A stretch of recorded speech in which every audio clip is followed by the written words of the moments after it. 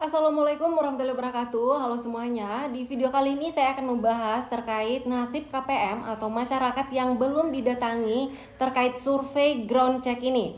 Nah, perlu diketahui per hari ini yaitu survei ground check telah dihentikan alias sudah selesai untuk tahap sekarang. Akan tetapi dari hasil yang ada ternyata masih ada sekitar 50% warga atau masyarakat yang seharusnya disurvei tapi tidak sempat disurvei, kemudian waktunya sudah ditutup. Sehingga masih ada beberapa KPM yang datanya tidak tersurvei padahal ada di dalam list nama-nama yang seharusnya disurvei.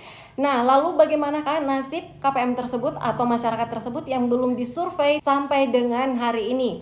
Apakah bantuan sosialnya kedepannya masih akan cair khususnya pada tahap 2 tahun 2025 ini yang saat ini sedang ditunggu-tunggu? Kepada semuanya pastikan nonton video ini sampai habis karena di sini saya akan membahas tuntas terkait hal tersebut. Dan jangan lupa bagi yang baru bergabung dan belum klik subscribe silahkan diklik dulu subscribe-nya dan juga aktifkan lonceng notifikasinya.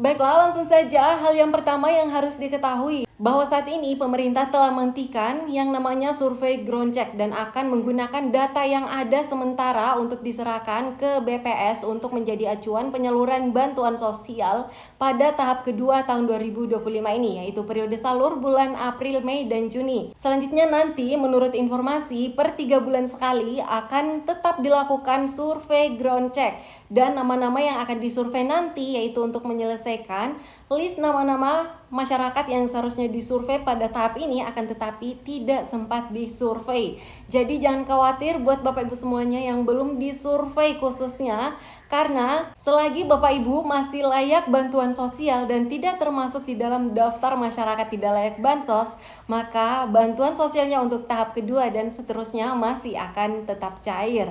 Akan tetapi kedepannya tidak menutup kemungkinan ya, karena menurut informasi survei ground check ini per 3 bulan sekali akan dilakukan oleh masing-masing pendamping sosial yang ada di seluruh Indonesia. Jadi kesimpulannya buat Bapak Ibu yang belum didatangin survei jangan khawatir terlebih dahulu, silakan dicek aja secara berkala untuk namanya melalui websitenya Cek Bansos atau aplikasi Cek Bansos. Di sana bisa dicek terkait kepesertaannya, apakah statusnya masih ya tahun 2025 ini atau di periodenya masih Januari, Februari, Maret. Nah, kalau memang periodenya Januari, Februari, Maret, maka biasanya untuk tahap keduanya masih akan tetap cair. Dan jangan lupa pastikan cek juga kepesertaan PBJK-nya karena ada beberapa kasus masyarakat yang ternyata tertolak oleh sistem DTSEN dan di sana langsung muncul keterangannya yang ada di PBIJK. Salah satunya contohnya misalnya ditidaklayakkan oleh pemerintah daerah atau NIK tidak padan Dukcapil atau misalnya sudah meninggal dunia, terdapat laporan dari BPJS dan sebagainya atau tertolak oleh sistem dikarenakan ternyata terdeteksi memiliki keluarga yang upahnya atau gajinya di atas UMP. Nah, di sini bisa dipantau melalui aplikasi Cek Bansos atau websitenya Cek Bansos. Untuk linknya sudah saya sertakan di description box di bawah video ini. Lalu bagaimana dengan masyarakat yang sudah disurvei ground check pada masing-masing pendamping sosial yang ada di wilayahnya? Apakah fix bantuan sosialnya akan cair lagi di tahap 2 dan seterusnya? Nah, ini tergantung dari hasil survei yang didapatkan oleh masing-masing pendamping sosial pada saat dilakukan survei. Apabila di sana ternyata hasil dari survei menyatakan bahwa Bapak Ibu sudah tidak layak bansos lagi di dalam DTSEN, maka untuk bantuan sosialnya di tahap kedua ini tidak akan cair lagi. Karena mengingat pada pencairan bantuan sosial tahap kedua ini sudah menggunakan dasar dari data Tunggal Sosial Ekonomi Nasional yang baru saja sedang dilakukan survei oleh masing-masing pendamping. Akan tetapi pada saat dilakukan survei kemudian di sana hasil surveinya menyatakan bahwa Bapak Ibu masih layak bansos, maka tenang saja bantuan sosial Bapak Ibu masih akan tetap cair di tahap kedua tahun 2025 ini.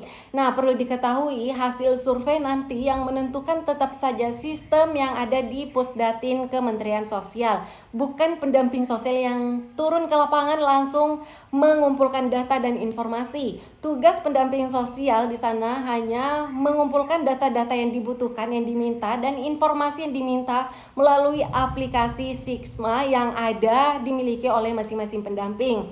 Ia hanya mengisi sesuai data yang diminta di sana dan sesuai dengan kenyataan yang ada di lapangan. Setelah itu akan otomatis terkirim ke pusat data-data Bapak Ibu yang telah diinput melalui aplikasi yang dimiliki oleh pendamping ini. Nah, selebihnya kembali lagi yang mengolah data tersebut yaitu Pusdatin Kementerian Sosial. Jadi hasilnya tetap ditentukan oleh pusat. Oleh sebab itu ditunggu saja info resminya terkait pencairan bantuan sosial yang tahap kedua ini. Dan tidak ada salahnya sering-sering juga memantau melalui websitenya Cek Bansos atau aplikasi Cek Bansos.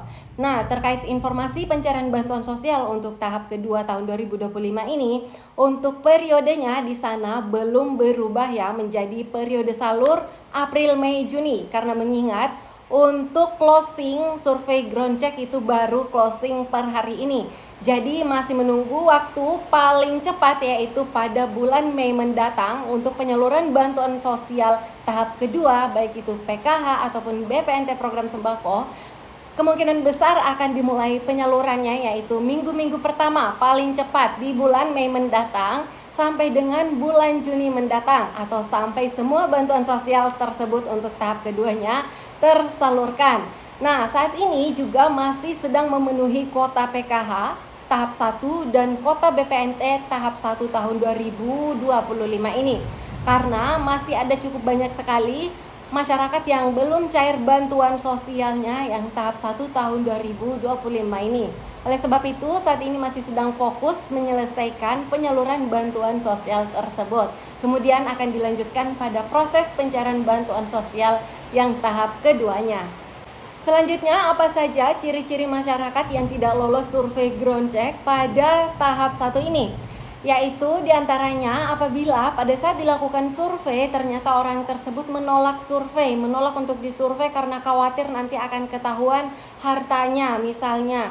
Nah, biasanya kalau terjadi hal seperti ini, pendampingnya akan memberikan keterangan bahwa orang tersebut telah menolak untuk disurvei.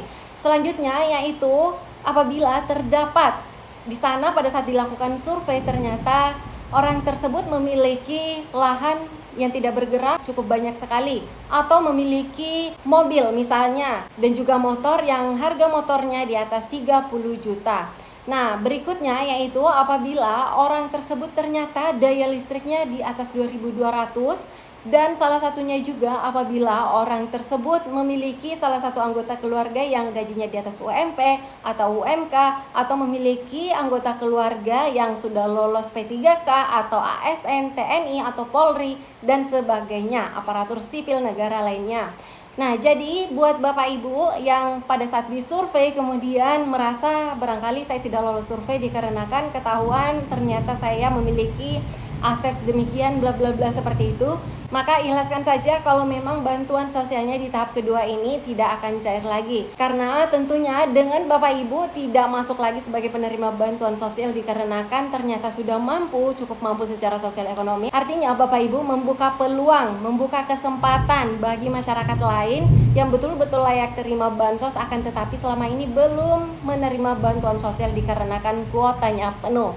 Jadi seperti itu terkait informasi hari ini, dan terima kasih yang sudah menonton video ini sampai habis. Semoga bermanfaat dan sampai ketemu lagi dan saya di video selanjutnya. Wassalamualaikum warahmatullahi wabarakatuh.